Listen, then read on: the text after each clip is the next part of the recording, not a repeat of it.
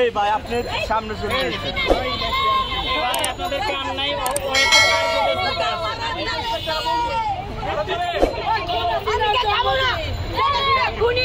ধানমন্ডি ৩২ নম্বরে ফুল দিয়ে শ্রদ্ধা জানাতে গিয়ে আটক হয়েছেন বঙ্গমাতা সাংস্কৃতিক জোট নামক সংগঠনের নেত্রী এবং নায়িকা মডেল মিষ্টি সুভাষ। এ সময় তার সঙ্গে থাকা আরও এক নারীকে আটক করা হয়েছে।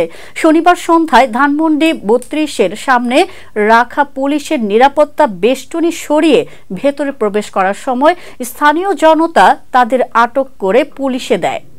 ইতিপূর্বেও ঢাকা বিশ্ববিদ্যালয়ের রাজু ভাস্কর্যের সামনে শেখ হাসিনার ৭৮তম জন্মদিন পালন করতে গিয়ে গত ২৯ সেপ্টেম্বর ছিন্নমূল শিশুদের আক্রমণের শিকার হয়েছিলেন তিনি। তখন সাংবাদিকদেরকে এই মডেল বলেন, আমার নেত্রীর নাম জননেত্রী শেখ হাসিনা। আমি আমার নেত্রীর জন্মদিনের কেক কাটার জন্য টিএসসিতে এসেছি, কারণ এই জায়গাতে শনিবার ওনাকে অসম্মান করা হয়েছে। যেখানে ওনাকে অসম্মান করা হয়েছে আমি সেখানে তাকে সম্মান জানাতে এসেছি।